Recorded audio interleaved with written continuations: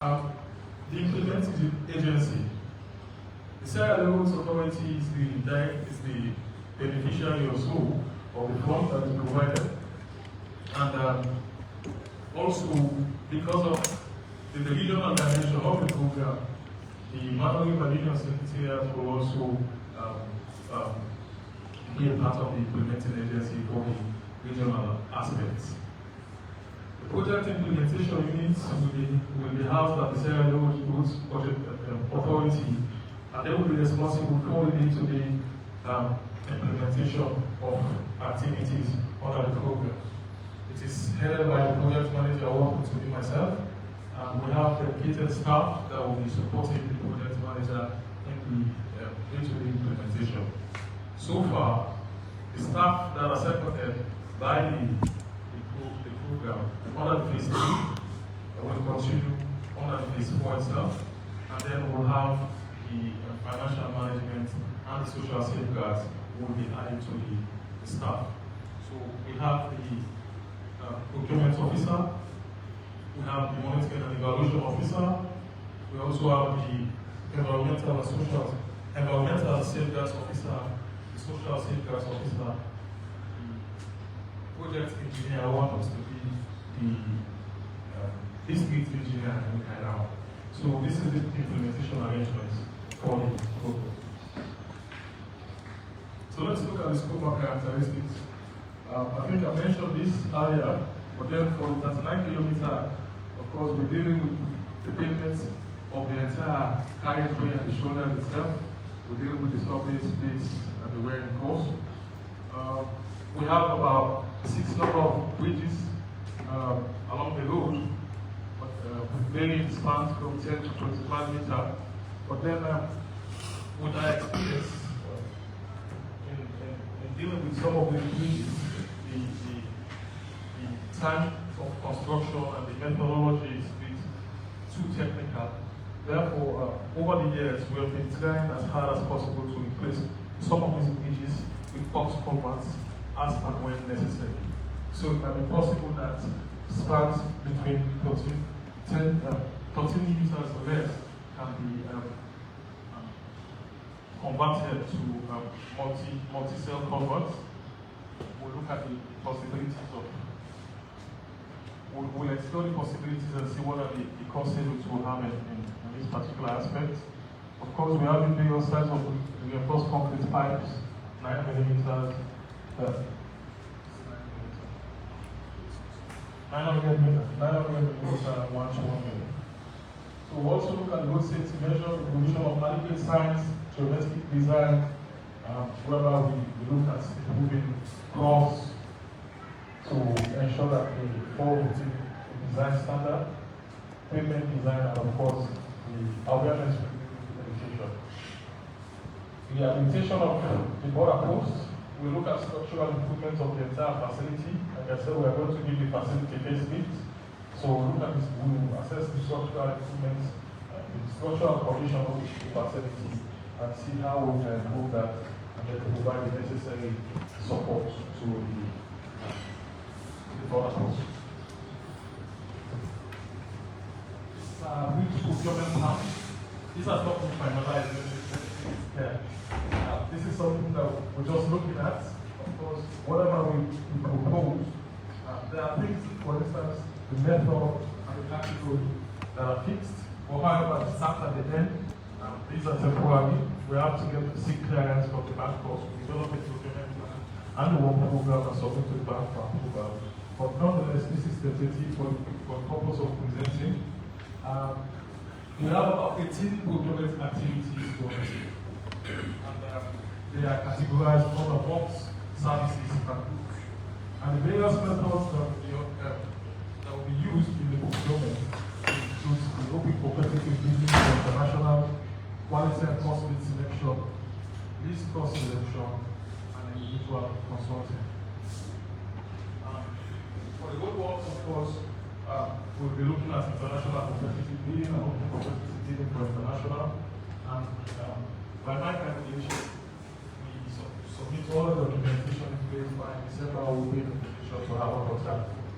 And looking at 24 months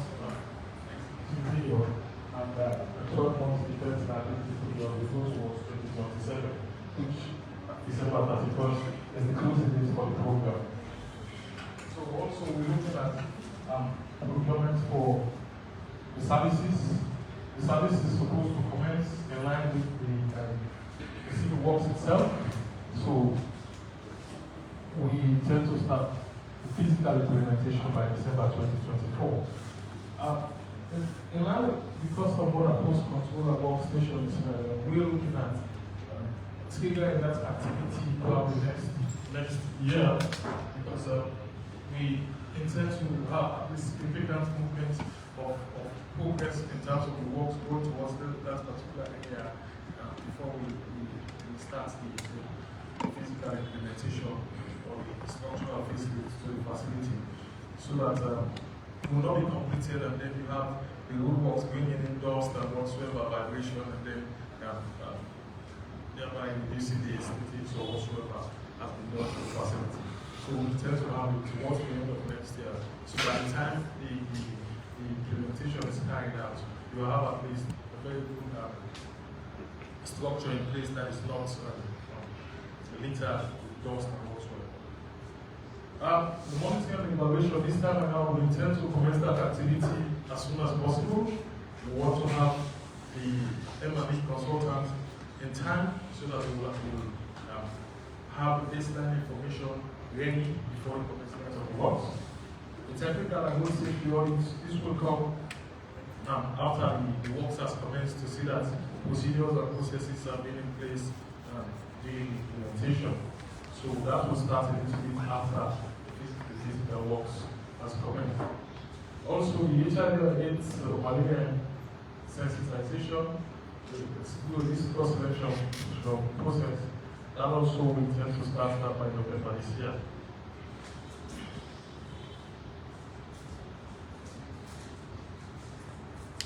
Furthermore, the training on the border procedures and whatsoever for the various personnel, we intend to do that after the completion of the facility, so that whoever will come into the facility will be trained before they come into the facility itself.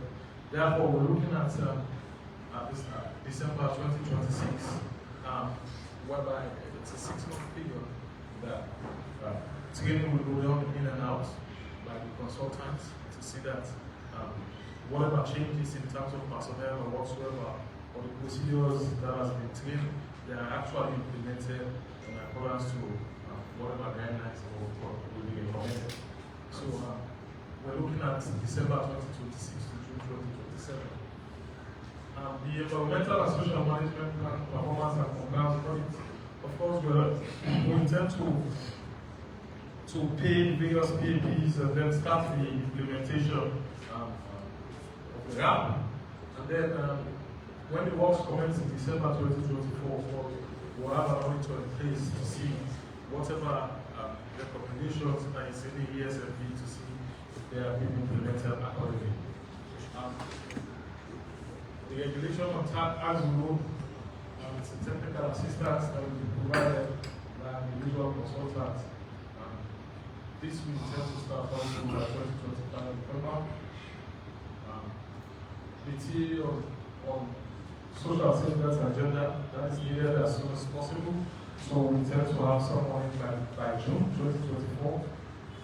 The same as the financial management specialist, we intend to have the specialist of all by June. The financial audit, like I said, after 18 months, we're supposed to send in the audit report. Therefore, by January, we're planning to have the audit in place. In the case of the audit is supposed to be carried out either by the audit services or through an approved terms of reference issued out to specialized firm, auditing firm that is capable of auditing donor projects. So usually what we do is, if the Auditor General is so engaged in activities, the Auditor General will recommend a short list. Thereby, we follow the procurement process of having a specialized firm that will undertake the reports on behalf of the Auditor General and submit that to the bank.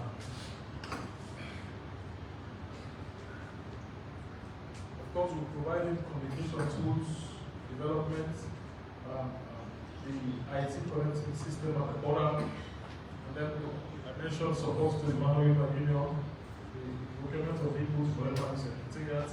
This will be employing national competitive bidding using the bank procurement methods and the documents from the bank itself. All these procurement activities will be conducted using the bank procurement method and then the bank documents. Procurement of logistics items for the PIU, and also the procurement of logistics items and equipment for the ELS department. Like I said, we are giving the facility, so we are improving the ELS department. Therefore, the specialists that will be procured will also be supported with ICT and logistics items, and also provide the people for the ELS department. So for some of us that are familiar with the road, or if you take a look at the top, you see typical existing road condition, and if you look at the bottom, this just gives you an idea of what is ongoing in phase 3, what are the intentions, what we intend to do. So usually you see this vegetation, and then you use carriageway along the project road. But then we issue commencement in December for the phase 3, the ongoing works. This is what has been happening. The airport is ongoing, new ports at certain section, and then moving on the geometry of the road itself. So I just wanted to demonstrate the existing condition and what we intend to do as it is being done currently. So thank you very much. We'll come to the end of the presentation.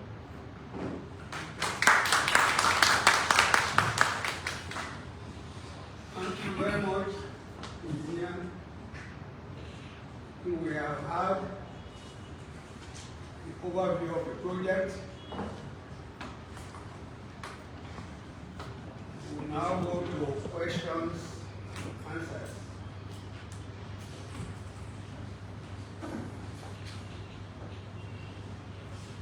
Or discussions.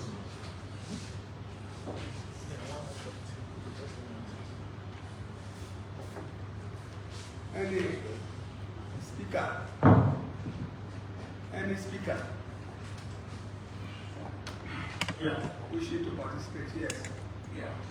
I am Patrick Silkongo, representing Customs National Revenue Authority. In the presentation, I saw a lot of provisions for enhancing existing customs facilities and also the provision of equipment and tools that will be required for improved execution of our responsibilities. What I want to ask, have you contracted a particular institution or agency that are responsible for those trainings for the customs officers at the border post? Because, like you said, one of your fundamental goals is to enhance trade facilitation and also to improve on the movement of goods and services and people. So have you contracted an institution for that particular training when the time comes? And what are the tools that probably you have in mind to provide customs in order to enhance our operation? Thank you. Thank you very much. Basically, I mentioned about SIGMAT. I'm sure I'm not too familiar with SIGMAT itself, but I believe it is a system that deals with processing and border crossing itself. Nonetheless, we have not, like I said, I proposed to go you see the timeline for the start of it, the activity. This is the procurement plan. Okay? This is an unreached one, it's not the final one. But then what I want to say is this. Whatever we'll be implementing will be done in collaboration with the National Revenue Authority. Okay? Even in terms of the IT facilities that we provided, we'll look at it jointly. We are the implementing agency, but then you are the beneficiary, the direct beneficiary. So we have an allocation of about 0.11 units of account. We'll look at what facilities you need at the border post itself that will function with the SIGMAT, and then that will be procured and provided at the custom border post. Okay? So we have not, to answer your question, we have not procured any individual or firm to undertake that particular activity, but then we will be in collaboration with the Commissioner General at NRA, even before we intervene. Okay? That is why you are here. This is a form of communication to inform you that we have this package for the custom border post, and then this is what intervention we will do. And when the time comes, we'll also write to you. You will be part of the process to see that exactly what you need is what is provided. In the sense, the form of needs assessment will be done jointly between the SLRA and the National Revenue Authority to determine the exact equipment, the IT equipment you needed. I know it will link towards the SIGMAT. I don't know what comes with it, whether you need a specialized server or whatsoever, in line with what is provided for the program itself, the budget, I mean. So, thank you. Yes. Does that answer your question? Yeah, it does. Okay, next speaker. Okay. Good morning. Good morning to us all. First, I want to say I'm honored to be part of this auspicious launching program, which is very important to us, especially for me as a member of parliament hailing from Kailahun district and a direct beneficiary of the road leading from Leone to Koindu and borders. I would just want to make a few statements and maybe ask a few questions. But before doing so, I would like to just start to where my brother was just raising some concerns about the custom border at Bedu, closer to Medicora. The first concern I have is the fact that, of course, I'm an engineer, and the existing border post there, to me, it is not of international standard. Considering the amount of money we are talking about, I want to kindly ask for a reconsideration, maybe of a better border post facility. Because you get into that facility, the office space is very small, even the conference room is just like a 10 by 11 feet structure. So to me, I don't think, looking at the quality of road we intended to construct would defeat the status of that border post. So having a better one would be of better interest. I would also, at this juncture, want to ask, how does the SLRA intend to make gender inclusive in the implementation of this project? That is very important to us, because we are now talking about 30% quota, and we know roadworks of this nature has to do with skills. Yes, though there are other aspects of unskilled labor, but the incorporation of gender will be sensitive. So I would also, at this point in time, remind us all that gender is very important. Also, we look at the health, social, and economic challenges. In your presentation, I see there are some aspects of that, but the key concern is, whenever these projects are on paper, They are in concept form. They are in advanced stage of trying to make it bankable. Everything will be fine on paper, but during implementation, people do deviate. So I'm also asking the SLRA to pay attention to that. And another thing that I want to touch on briefly is where one of the speakers spoke about road audits. This is very important. Remember, we are not skilled, we are not experts. These monies would have been provided. And the engineers on the ground, because they are not providing oversight functions properly, maybe the consultant is not even going on site, going to site on weekly or two-weekly basis, then the contractor will be at the leverage to do what he or she feels like doing. So I want to also ask that the work should be done as per design. That will not only help us, but it will also add value to the summative projects that this government is trying to put in place. And you were talking about technical supervision at the SLRA.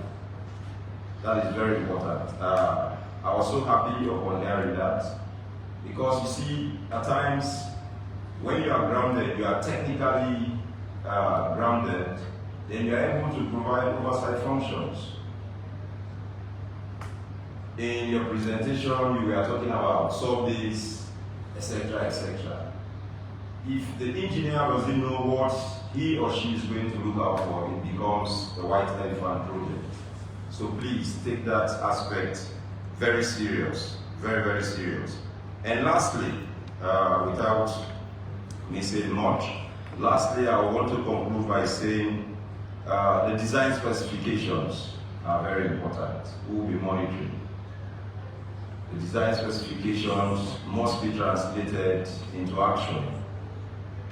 That being said, on behalf of us, the members of Parliament from Kailahun District, and on behalf of everybody, we're happy.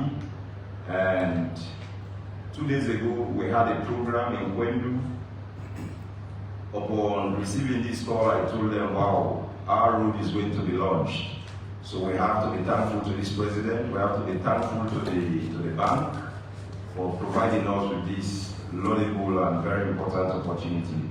So again, I say thank you, whilst we progress, maybe more questions will follow. Thank you. Thank you very much. With regards to the current structure at the border, unfortunately, we can only intervene based on what has been agreed. Initially, we were thinking of even constructing a new kind of facility, but then we were expecting financing, co-financing to move in. That's the materialized. There is this financial gap. Therefore, we can only intervene by rehabilitating the existing structure. In fact, going towards Guinea, I believe what you have there at Leone is quite better than what is at Yenga. You know. So we can only work within what is allocated in the project and see how we can make the facility habitable. So we have an allocation for the supports, the ICT support, and then an allocation of about 650,000 UA for the structural improvement or facility of the facility. We look and see if within that fund we'll be able to do some proper structural facility to it. That's what I would say in regards to the structural building. For gender inclusion, of course, one of the indicators we look at under the M&E also deals with the number of women employed and so on and so forth. So also having this sensitization, probably I did not mention about gender inclusivity also on the sensitization, but it has that gender dimension in it as well. So during the implementation, we are doing sensitization, we are encouraging employment of women and so on and so forth as part of the inclusivity you mentioned.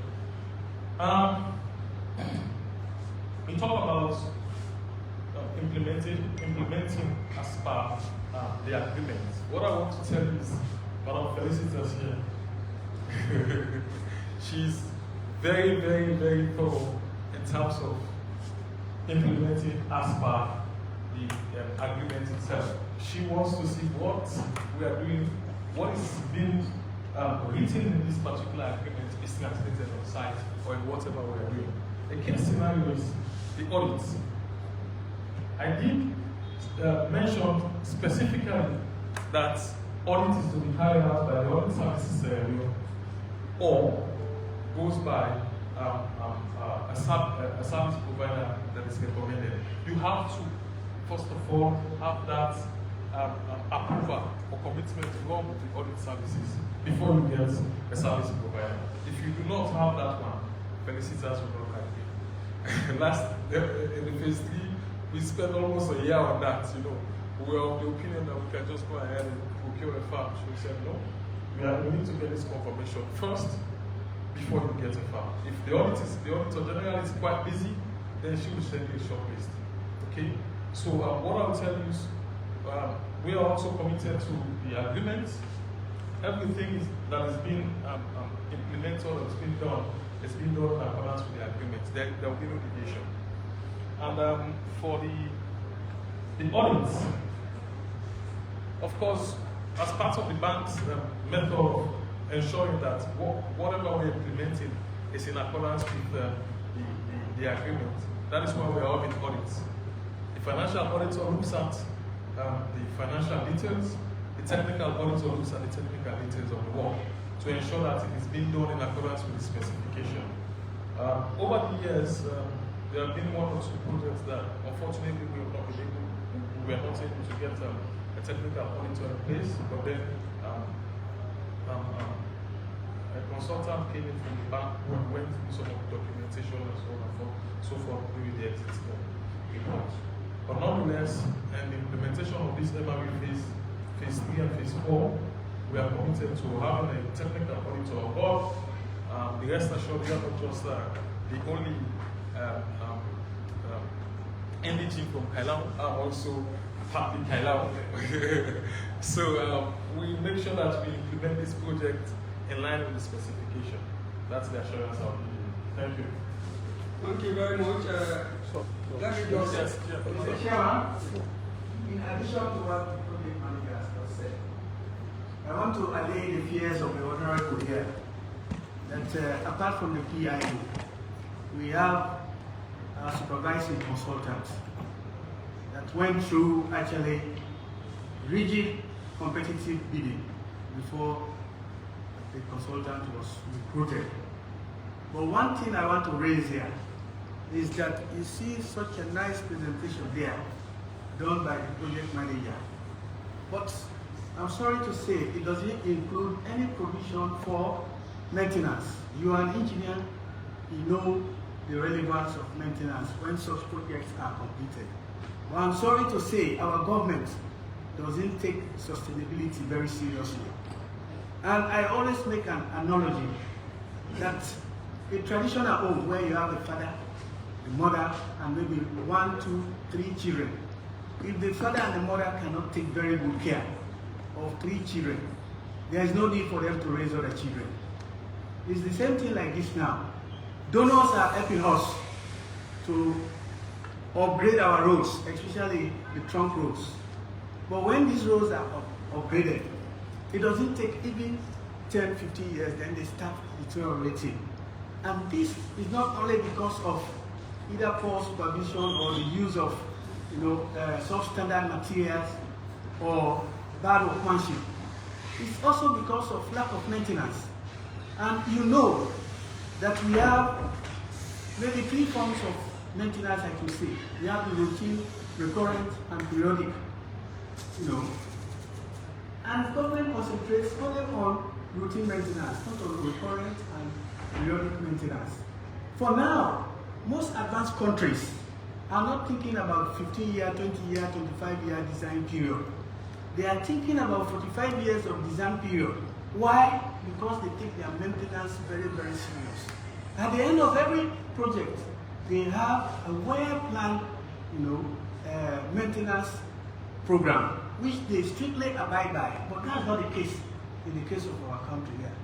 So I'm pleading to you, because we are part of government, you should take maintenance budget for these roads that are being developed very seriously, or else we are going to lose them in the very near future. So I thank you very much. Project manager, I wanted to ask about whether we do not have standardized our customs posts, like the one at the Gambia border. We have joint border post. I think in the Convention of Free Movement of Goods and Persons, they suggested joint border post. And if these roads are going through two countries, from now 3, I think we should also make it necessary for us to have joint border post than just rehabilitating the current border post we have in our country. Yes. Yeah. Okay. With regards to the standardization of the border facility, like I said, it was highly considered. And you respond to this maintenance issues? You don't respond.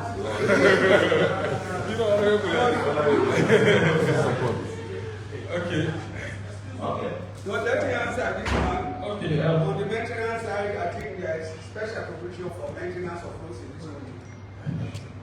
Now, like I mentioned earlier, all of these were considered. We were hopeful that COVID will come with at least $10 million. But then the request went in a little bit late and not too familiar with whatever their procedures are. But nonetheless, we were not able to have the COVID-19 for COVID. Like I said, that should have filled in the gap for the implementation of a number of activities that we were looking at, including the standardized border facility. That was considered. We considered building a new facility on the younger axis. Though that would not have been at least, I don't know how we would have done this standardization, because we know the levers are placed in 2 countries. But as it turns out, we can only utilize what is being provided, and that is the 30 million bill that is available. So probably in the future, maybe the immigration will consider implementing a project that will standardize facilities, border facilities. That's all I can say. And with regards to maintenance, maybe my bosses are here, they can talk more on the maintenance aspect. I'll leave that for them.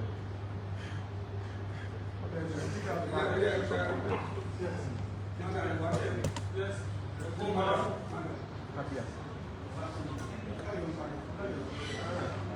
Somebody saw. Okay.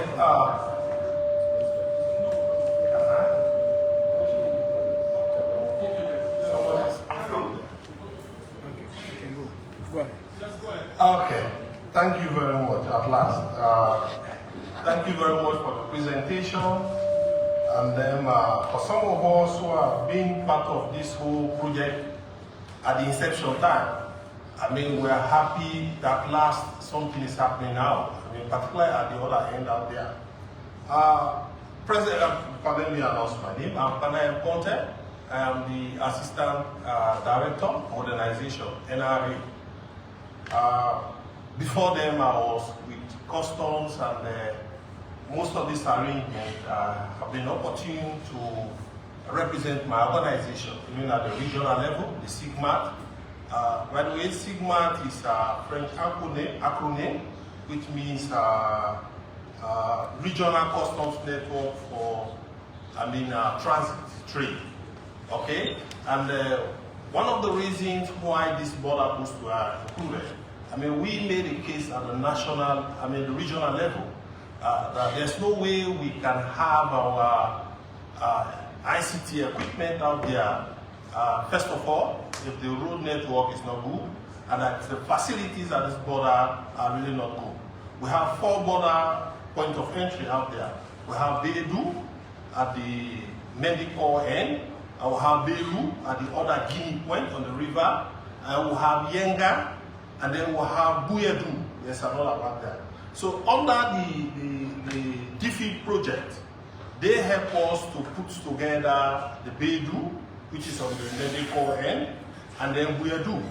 But because of the road network and the trade out there, I mean, there's a low end in economic activities, we then withdrew most of our guys to the other border posts that are, I mean, with better economic activities.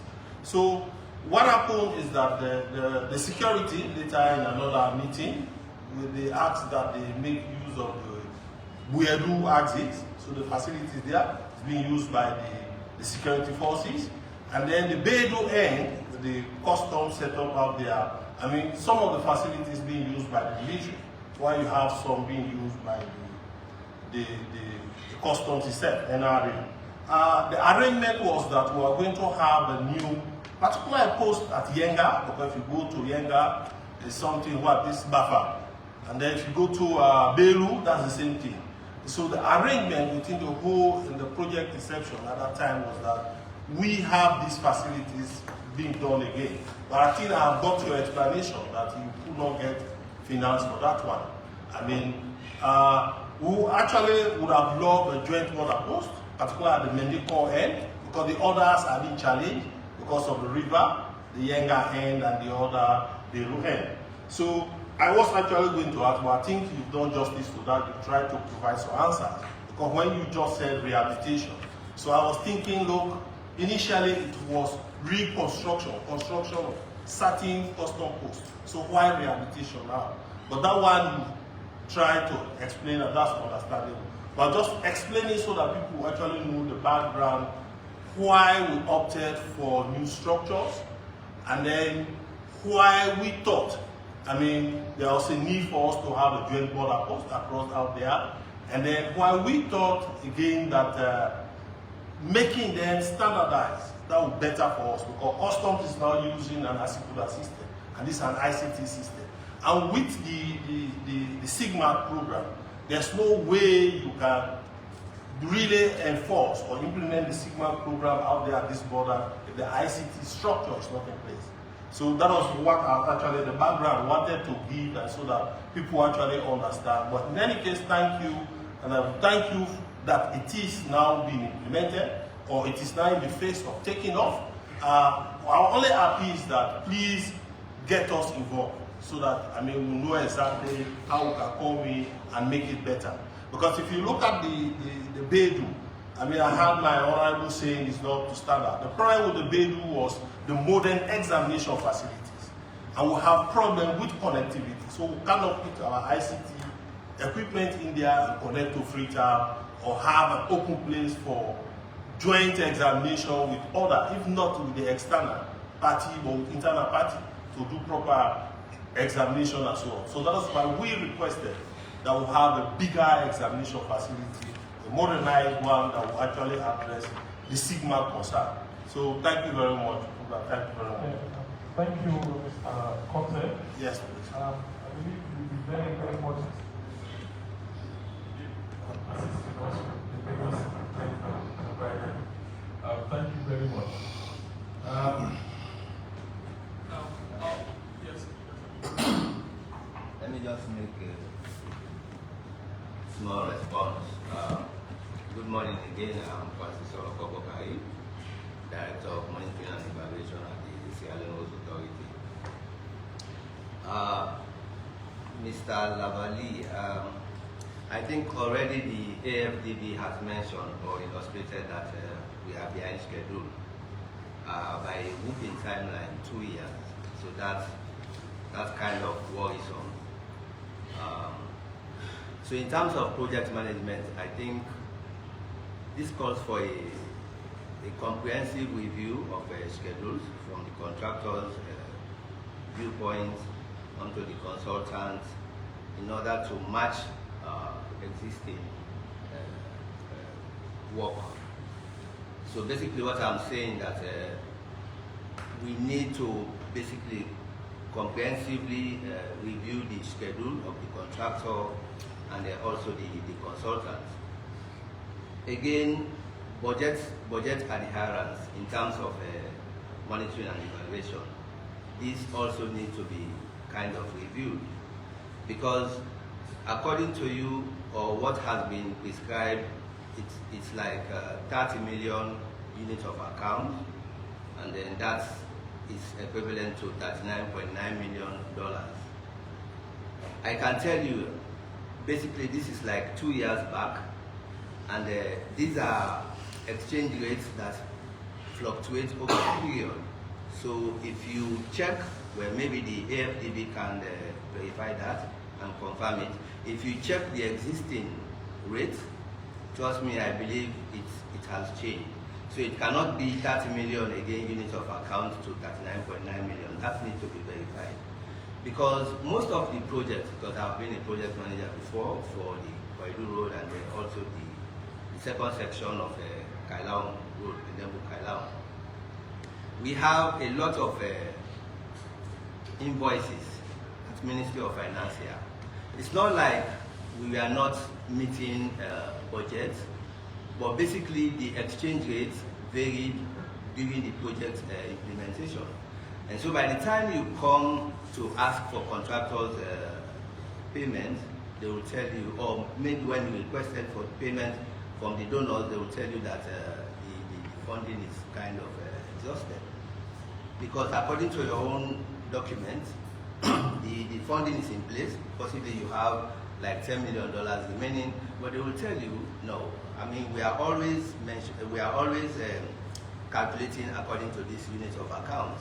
So that again, for your project finance and then the finance team of the project, we need to kind of check this consistently as we implement the project.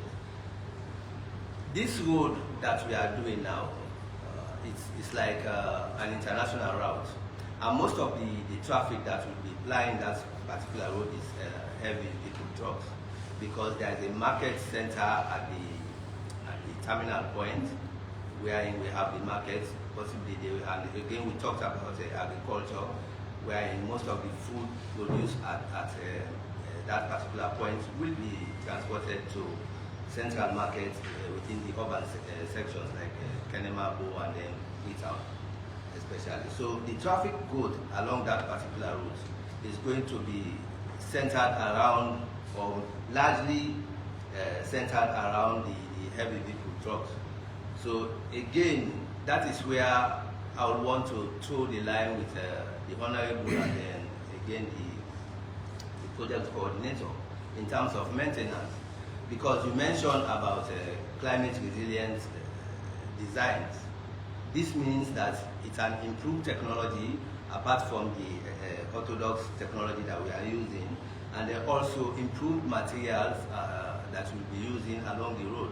So when it comes to maintenance, this needs to be communicated to the SLRA, so that when we go there to do maintenance, it's not like we are going to use existing materials. We are going to use the materials that we have used to design the road. So I mean, this one again needs to be clearly documented and possibly communicated, or maybe I'm missing the point, but you need to verify that.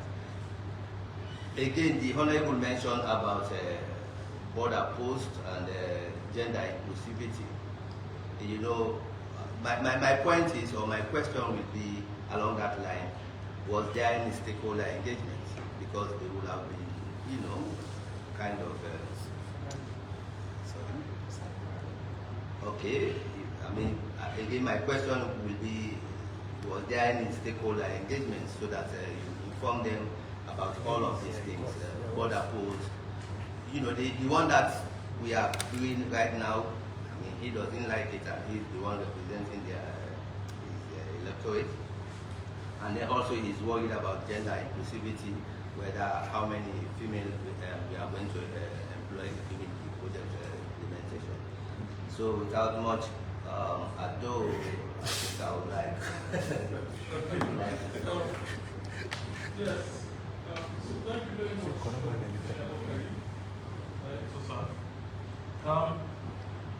What I would like to say is, I think probably we discussed a little, we got in phase 3, we mentioned a little about phase 3 and then about phase 4. The phase 3 is about $35.5 million, and that is ongoing. We have the contractor in place. Of course, Madam mentioned about disbursement. Of course, we are about 13% disbursement rate at the moment. However, for the phase 4, which is the 30 million UA or 39 or $40 million, that was approved in December. The agreement was signed in February. Now we're doing the launch. Madam mentioned that we could have launched the project way back in December, so that we'll be in a better position to start implementing. Not in December. Earlier, okay, earlier.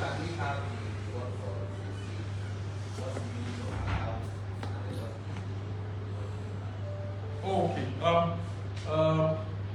The phase 3 is about $35.5 million. Okay, it's about $35.5 million.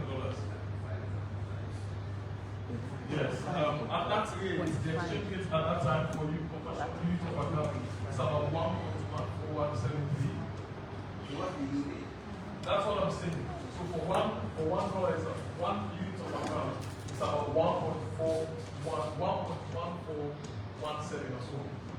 Right? But nonetheless, I think we're in a better position on phase 3 compared to, well, if we're looking at progress, phase 4 has started a little earlier compared to phase 3, and now we have learned critical lessons that were not implemented earlier in phase 3. For the 39 budget, now we're starting the procurement. Okay, we have not implemented any activity. And in terms of exchange rate deviation, with my experience in dealing with African Development Bank, I don't think we have implemented a project that we have had a project implemented beyond 6 months after the contract period. We have almost always implemented these projects within the budget and also within a specific timeline. Well, no. The EIE was not within the budget also. But for the Badajuma, we implemented within the budget and within the timeline. And so far, I think we're in progress. We're in a very, very good situation. The project has been signed, the contract has been signed for the civil works. We've started works. We don't have any issue in terms of delay whatsoever. It's going on nicely. For the gender inclusivity, what I failed to mention or did not mention earlier is the fact that there is a gender action plan in place. Okay, there's a gender action plan in place. Probably, if you want to, we can share it with you. Which maps out activities that will be implemented to promote gender inclusivity. That is being done in connection with the bank, and we're also following that up or implementing that up accordingly. Okay, thank you very much. Let's hear from the bank.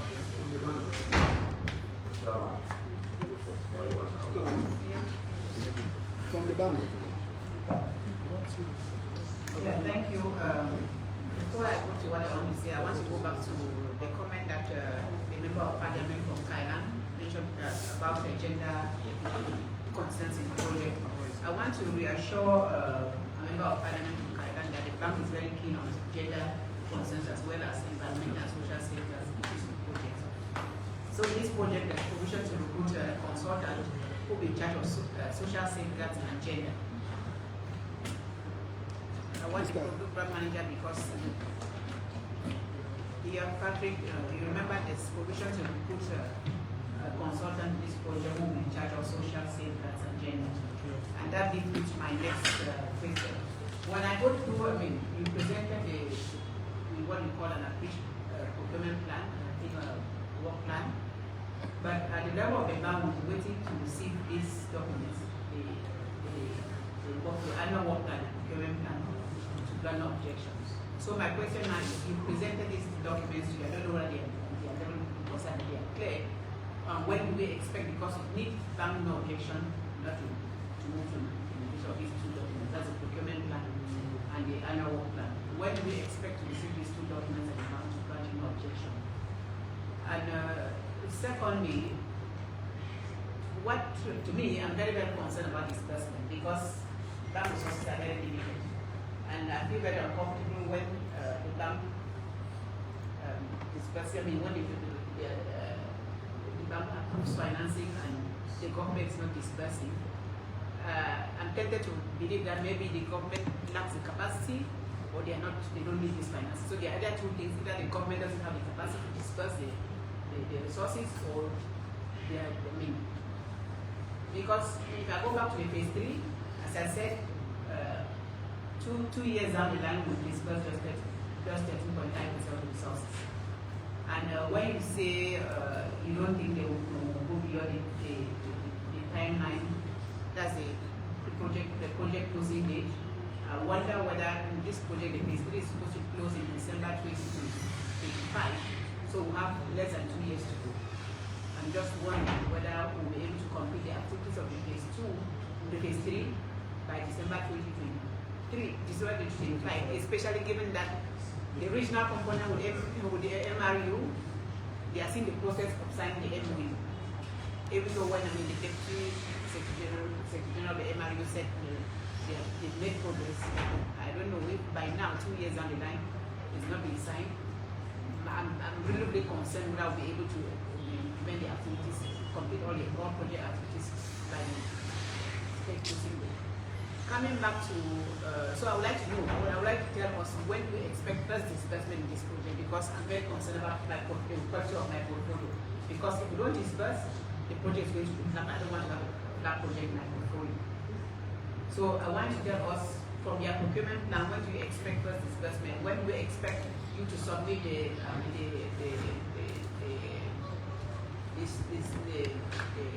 terms of reference for the recruitment of the two consultants. There's one financial management accountant, project accountant, and the social safeguards and gender. Those are the two consultants you recruited. When do we expect to receive the terms of reference for these people to be recruited? And my final question, you said you expect to have first activities by December 2024. Between now and then, I hope that you're not telling us that it's only in December that will be disbursed. What do you mean? Are you saying we have to wait till December before disburse, or what activity do you intend to put in place to ensure that we disburse before December, as early as possible? Thank you. Yeah, thank you very much, madam. The first two documents that we intend to have, I mentioned in June. Let me add something. On the work plan, since there's a regional project and MRU is concerned, it means that they're supposed to provide contribution to the work plan and to the procurement plan. Yes. I'd like to know whether you are preparing these two documents in collaboration with the MRU, because you shouldn't send us documents for clearance, meanwhile you have to have contribution. Now, for the internal activities, of course, we'll complete the procurement plan. We'll share that with the MRU secretariat.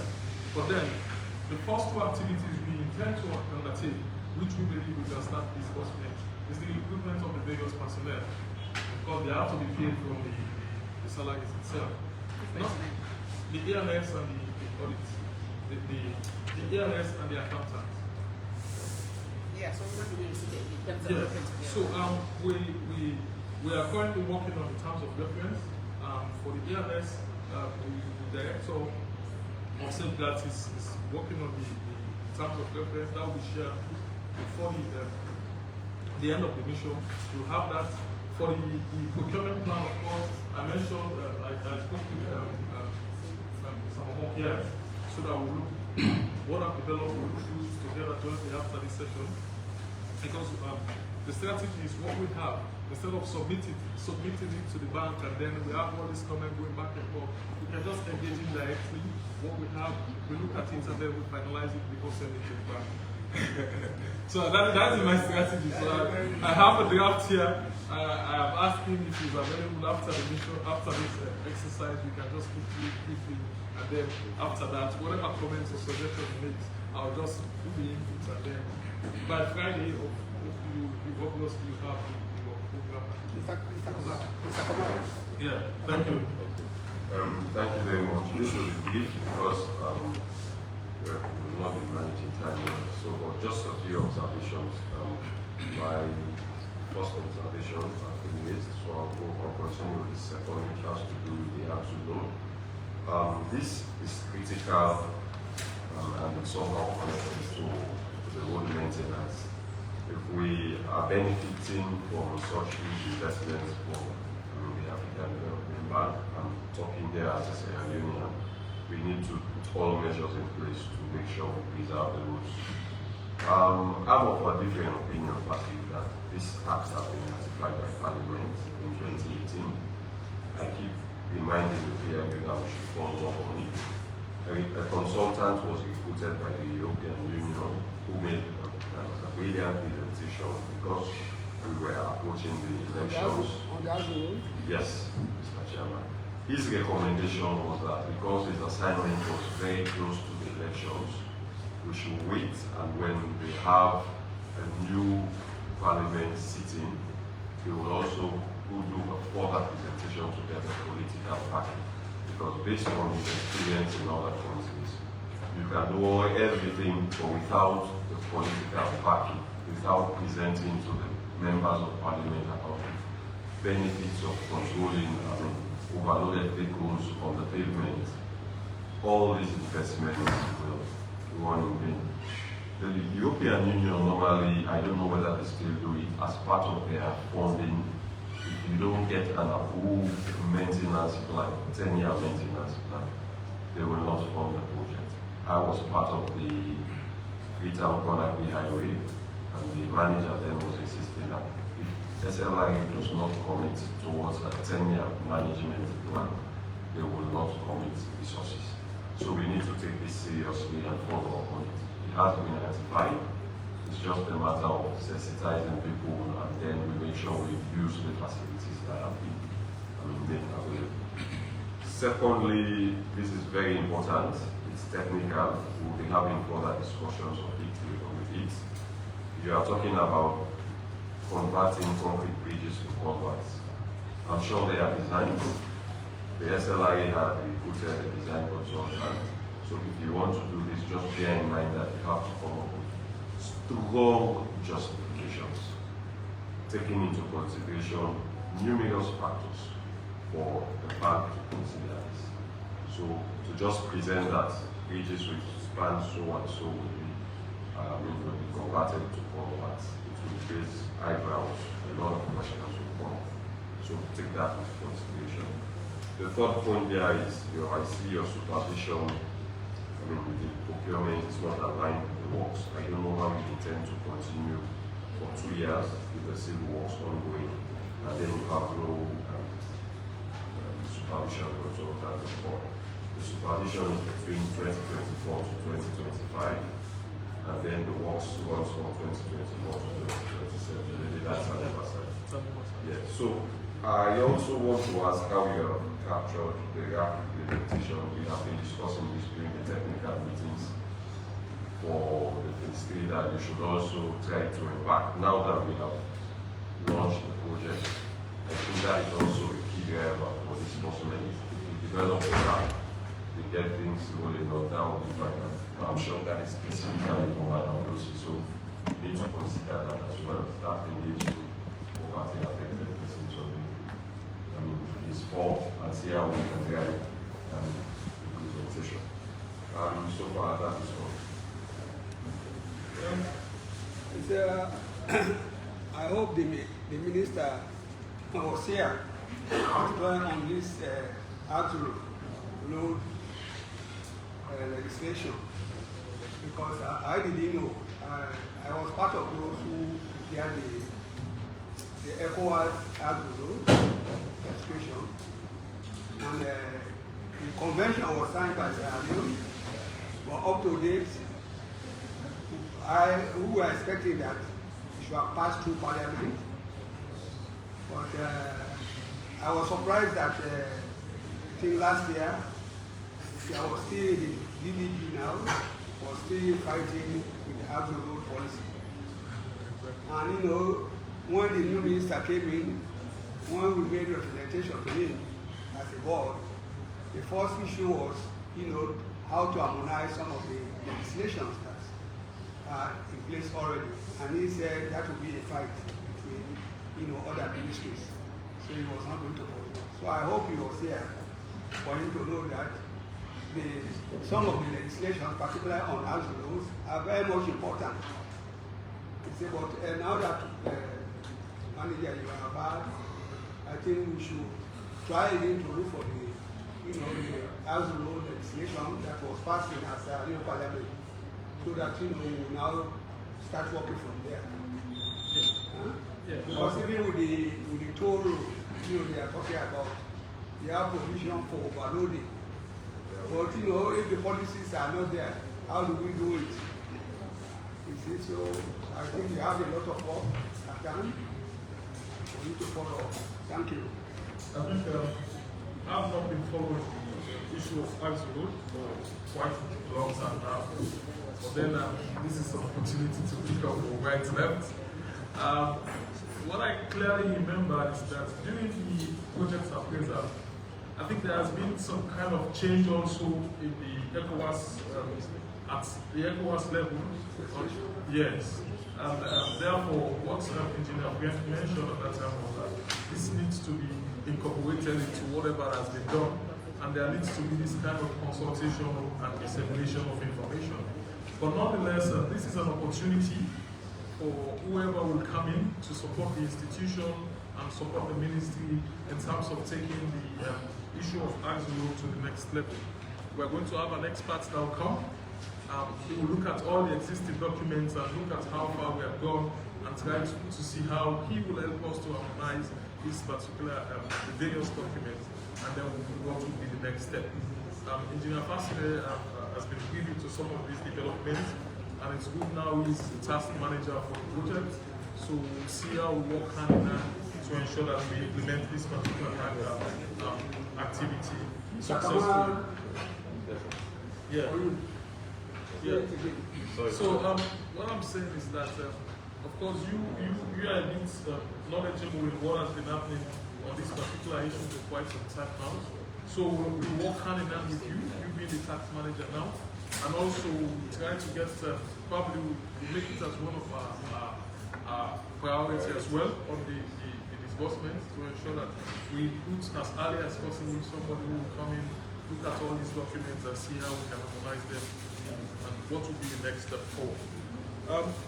With regard to converting the bridges to culverts, of course, we'll look at it and we'll give you the required justification. It's an option for the phase 3, the phase 4, sorry. Under the phase 3, we have about 5 bridges, and the government did about 2 kilometers from Challenge 0 at the roundabout in Kailahun towards Tokongu, just at the outskirts there. And one of the bridges, the Kisi Bridge, was converted to 4x4 meter box culvert, and it has been functioning well. For this phase 4, what the idea we had at the time is that if we convert some of these bridges into culverts, they will save considerable cost, and also it will also reduce on the construction timeline, because some of these bridges you have to do exploration and so on and so forth before you start the implementation properly. But nonetheless, it will be a technical discussion that we'll look at, and then we'll come up with the best possible solution. For the RAP implementation, also I think we'll have to sit down with this, because we developed the RAP reports that was approved by the bank for about, I think, $190,000 or so. And my understanding is that should be financed by the program itself, with contingency or contingent upon the fact that there should be a refund from SLRA for the unjustified amount under the project. We'll continue to follow up with the Ministry of Finance on that, to ensure that the e-fund is provided timely.